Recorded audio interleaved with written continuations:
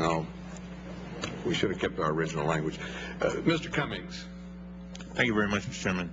Mr. Rajk, on of the $98 million provided to the Coast Guard RACI account, $88 million to be directed to the rehabilitation of shore facilities. The Coast Guard subcommittee has received extensive testimony regarding the backlog, and I think Mr.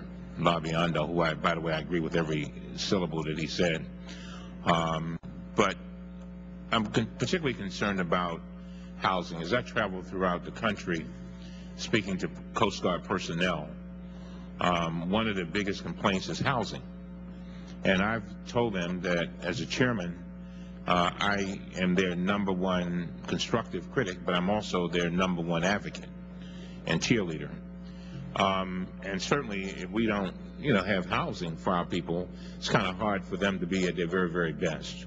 That said, I understand that only one contract for shore facility project, the $7 million contract for the Cordova housing project in Alaska, has been executed to date. And I further understand that this was an option on an existing contract. Is that correct? Yes, sir, that's correct. And so what did that mean? I mean, in other words, it was already, that was just ready to go, and what's that entail?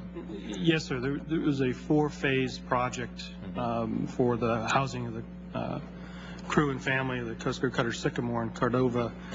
This was phase 4, which actually completed 4 structures or duplexes for 8 housing units for a total of 26 family housing units at that location, sir. And that was that the only one?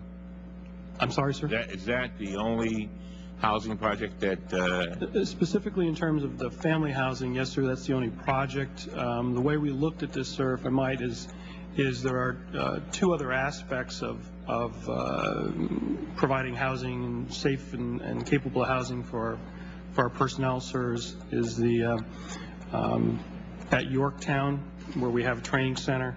What we've done there, sir, is the stimulus money will be used to upgrade and enhance the water system on the training center, and to include safety for the sprinkler system, fire and safety system. In addition, sir, we're constructing the first phase of a multi-phase project, Elizabeth City, North Carolina, for the aviation technician training center, to replace an aged building which in and of itself does not have fire suppression systems in it. So we're bringing that up to code and moving it closer to the actual training center at that location, as well as moving it away from the runway at the airfield there. So with regard to the Truman Hub bridge program, it's my understanding, your testimony indicates that $142 million provided for the program through the Recovery Act is being combined with $120 million. Is that correct? Yes, sir. From earlier funding. Is that yes, sir. $120.2 million previously appropriated. And that all of the bridge projects are expected to begin construction this year. Is that right? Yes, sir. That's correct. Now, it's also my understanding that no disadvantaged business enterprise requirements attached to the funding distributed through Truman Hobbs. Is that correct?